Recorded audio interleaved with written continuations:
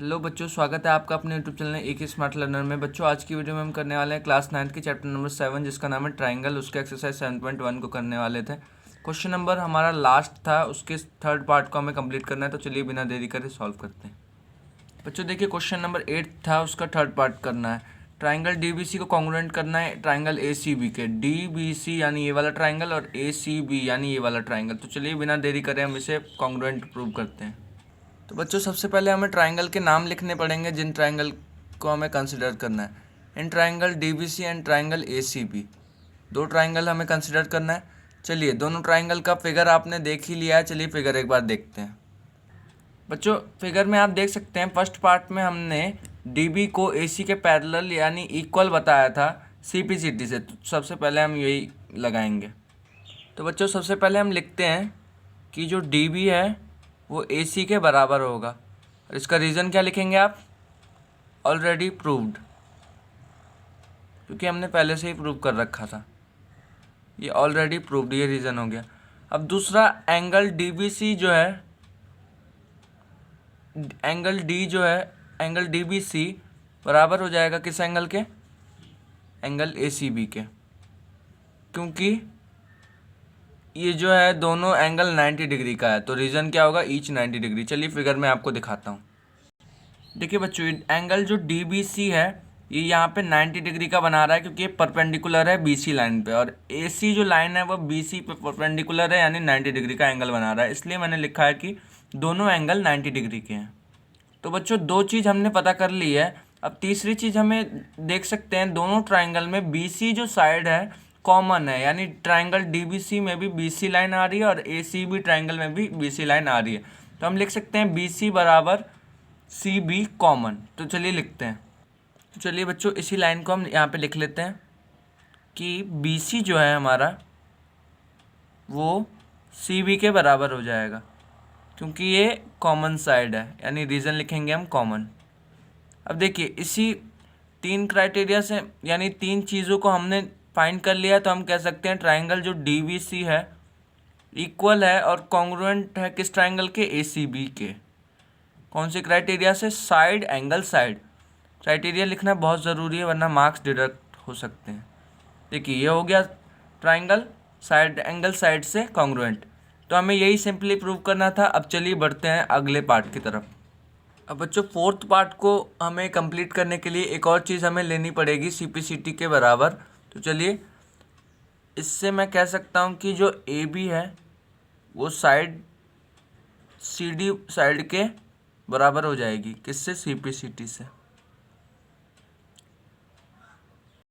ये वाली side A B जो है वो सी डी के बराबर हो जाएगी। मैंने सीपीसीटी से इसे इक्वल कर दिया है। अब चलिए फोर्थ पार्ट हमसे कह रहा है सी एम जो है हमें प्रूव करना है कि वो ए बी का हाफ है, यानी सी एम जो है साइड ए बी का आधा है।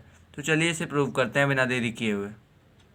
तो बच्चों करते हैं क्वेश्चन नंबर 4 को सॉल्व। अब देखिए, यहाँ पे सबसे पहले हम लिखेंगे कि हमने ए बी को सी डी के बराबर प्रूव कर दिया है। कौन से क्राइटेरिया से? By C P C T. यहाँ पर लिख दिया है। अब देखिए, जो साइड सी एम में मैं डी एम को ऐड करूँगा तो वो ए बी के बराबर होगा। तो चलिए सबसे पहले फिगर ही बना लेते हैं। देखिए बच्चों, हमको गिवन था कि जो डी एम साइड है वो सी एम के बराबर है।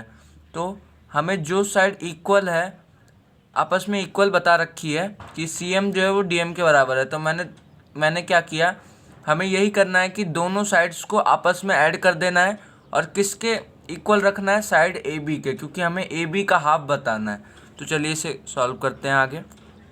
यहाँ पे मैं लिख सकता हूँ कि अगर मैं सी एम साइड में डी एम साइड को जोड़ दूँ तो मैं किसके बराबर लूँगा? ए बी साइड के, क्योंकि हमें सी एम को ए बी का हाफ प्रूव करना है। इसलिए मैंने एल एच एस में एडिंग की साइड डी एम को और आर एच एस में ए बी के बराबर रखा। अब देखिए, इसका रीज़न क्या आप लिखेंगे कि हमको गिवन था कि डी एम जो है वो बराबर था किसके? सी एम के। डी एम जो है वो सी एम के बराबर था, ये रीज़न यहाँ पे। ठीक है, अब देखिए हमको सी एम प्रूव करना है ए बी का हाफ। तो हमें क्या करना है? सिंपली जहाँ पे हमने डी एम लिखा है वहाँ पे मैं सी एम लिख सकता हूँ 2 बार, क्योंकि डी एम जो है सी एम के बराबर है। तो यहाँ पे मैं सी एम लिख सकता हूँ। जो इक्वल हो जाएगा ए बी के। अब यहाँ पे सी एम और C M 2 times of C M हो गया, यानी 2 सी एम बराबर ए बी के इक्वल हो जाएगा। अब देखिए, अब ये जब 2 इधर आ जाएगा तो ये ए बी का हाफ हो जाएगा। C M is equal to half of A B. तो ये देख सकते हैं आप, हमें यही प्रूव करना था, तो यहाँ पे मैं लिख देता हूँ हैंस प्रूव्ड। चलिए एक बार मैं इस चीज़ को और समझा देता हूँ कि ये कैसे हुआ। देखिए, हमें जो साइड इक्वल दे रखा था सी एम जो है वो डी एम के बराबर, तो मैंने दोनों साइड्स को आपस में ऐड कर दिया और हमें ए बी के इक्वल इसलिए मैंने रखा क्योंकि हमें ए बी का आधा चाहिए था सी एम साइड के लिए, इसलिए मैंने सी एम में डी एम को ऐड किया और आर एच एस में ए बी रखा। और इसका रीज़न क्या लिखा मैंने, डी एम जो है वो सी एम के बराबर हो गया। सी एम और डी एम की जगह पे मैं सी एम लिख सकता हूँ क्योंकि डी एम जो है वो सी एम के बराबर है, तो C M plus C M is equal to A B. C M और सी एम 2 सी एम हो जाएगा इक्वल में ए बी, और सी एम जो है वो हाफ ऑफ ए बी, ऐसे हम प्रूव कर दिए हैं। तो यहाँ पर आप देख सकते हैं कि इसके सारे पार्ट हमने सॉल्व कर दिए हैं। तो चलिए, तो बच्चों यहाँ तक देख सकते हैं 4th पार्ट तक हमने क्वेश्चन नंबर 8 को सॉल्व कर लिया है। इसी के साथ एक्सरसाइज 7.1 ट्राइंगल की पूरी कंप्लीट कर चुके हैं हम। तो बच्चों इसी के साथ एक इन्फॉर्मेशन और देना चाहूँगा आपको। बच्चों आपको इन्फॉर्मेशन यही देनी थी कि 15 फरवरी से मॉर्निंग शिफ्ट वालों के क्लास 9th के एग्ज़ाम स्टार्ट होने वाले हैं और 17 फरवरी से इवनिंग शिफ्ट वाले बच्चों के एग्ज़ाम भी शुरू हो रहे हैं। तो सबसे पहला एग्ज़ाम है सोशल साइंस का। तो आपको यही इन्फॉर्मेशन देनी है कि आपके अपने AK smart learner YouTube channel पे अब से जो एग्ज़ाम के पेपर्स होते हैं मॉर्निंग और इवनिंग शिफ्ट दोनों के इसमें डाले जाएंगे वीडियोस, उससे आप प्रैक्टिस कर सकते हैं आने वाले एग्ज़ाम की।